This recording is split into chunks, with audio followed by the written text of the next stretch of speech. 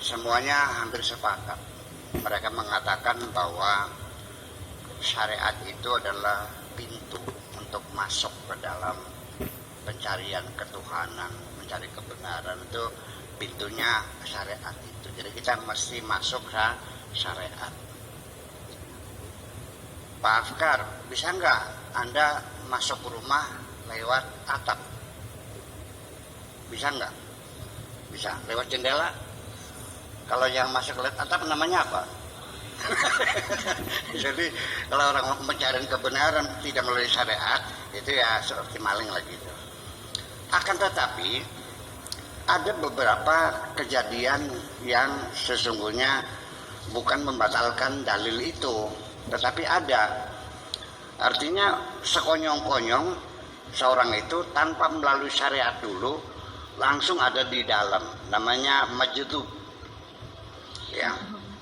Seperti Dzunun al-Masri, itu seorang waliullah, ya, mendadak sekonyong-konyong dari seorang pemabuk, perampok dan sebagainya, hanya dalam sekejap dia langsung menjadi wali.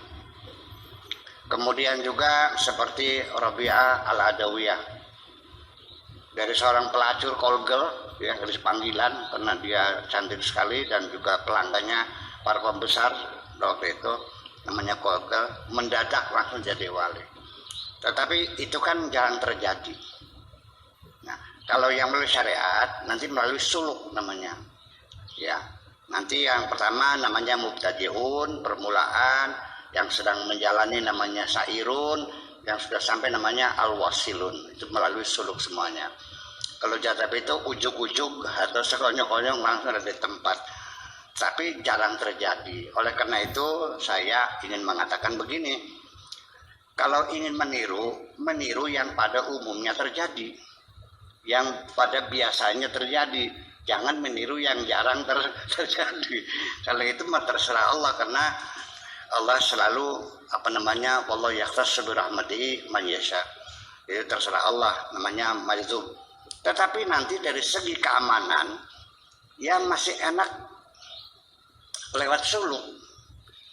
Ya, andai kan suatu ketika kita tidak tahu jalan, kalau suluk kan melalui perjalanan. Ketika kita tersesat, kita bisa pulang tahu jalannya. Tapi kalau ujuk-ujuk ada di situ, kita pulangnya kemana nggak tahu jalan kok. Jadi lebih aman juga pakai suluk mungkin. Nah, kemudian dalam peribahasa dikatakan menuju kebenaran itu 1001 jalan menuju Roma. Peribahasa lama dulu. Nah, ini disyaratkan dalam firman Tuhan juga, innalladzina jahadu fina lanahdiyannahum subulana. Sesungguhnya orang-orang yang bersungguh-sungguh mencari kami, mencari kebenaran dengan kesungguhan, ya, bekerja keras, lanahdiyannahum subulana, pasti akan kami tunjukkan. Apa yang ditunjukkan? Subulana jamak dari sabilun, sabilani subulun. Jadi jalan-jalan kami. Jadi bukan satu jalan, banyak jalan. Nah, salah satu jalan yang bisa ditempuh menuju itu, satu melalui keilmuan rasional. Yang tadi Pak saya katakan, itu karena dari sisi keilmuan. Dibenarkan dalam Al-Quran, innama yakhsyallaha min ibadihil ulama. Orang-orang saintis, ya, itu pada akhirnya bisa menemukan Tuhan juga pada akhirnya. Nah, kemudian ada jalan lagi melalui suluk, melalui pembersihan hati kita dari kotoran-kotoran kita ini. Seperti tadi yang saya ceritakan, seorang murid 20 tahun tapi nggak nyampe-nyampe, kata gurunya, tambah 200 tahun lagi kamu bersujud, nggak bakal nyampe, karena di hatimu ada hijab. Lu bagaimana? Ya udah pulang aja. Ini si muridnya ini Malik bin Dinar, anaknya raja, putra mahkota. Jadi karena diri kamu terhijab. Jadi gimana? Saya ingin berhasil. Kalau berhasil kita ada fakta istilahnya itu integritas. Artinya siap melaksanakan segala perintah saya. Siap nggak? Siap. Benar. Sekalipun sulit, semuanya siap. Oke. Sekarang buka topi mahkotamu, buka baju kebesaranmu, pakai baju yang jelek, yang combang-camping, pergi ke pasar, kemudian bawa kacang, taruh di karung, ya, cangkolkan di leher kamu, sambil menari, bagi sama anak-anak, siapapun anak yang dikasih kacang suruh nampar muka kamu. Siap? Siap. Wah, ini sudah kejam banget pengen tanya. Dikerjakan apa kita? Ya, sambil menari-nari ya, sehingga orang sepasar itu namanya orang gila.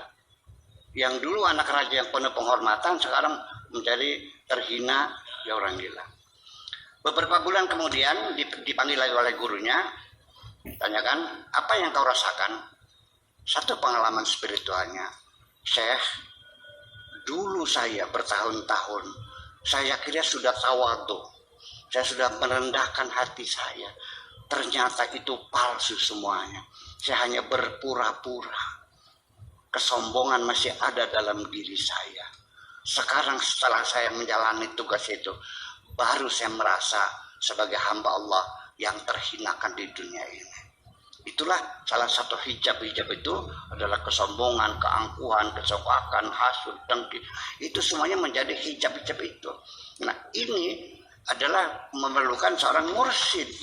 Ya kan begitu, yang tahu berpengalaman panjang melalui pembersihan jiwa itu. Kemudian ada lagi juga, bukan ilmu saja, kesenian juga bisa mencapai, ya, dengan seorang musisi dia bisa mengenal Tuhan, seorang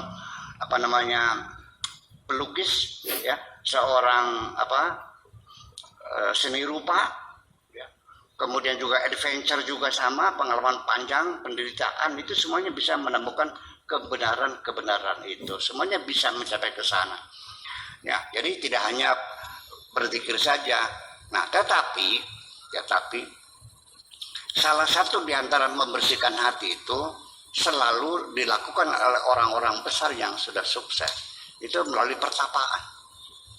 Karena dalam pertapaan, ketika dia sendirian di dalam gua Hira, atau Nabi Musa di atas gunung Tursina, atau Nabi Ibrahim di padang pasir, atau Nabi Khidir di lautan, ketika manusia sendirian, di situ ada satu peningkatan kecerdasan kemanusiaan.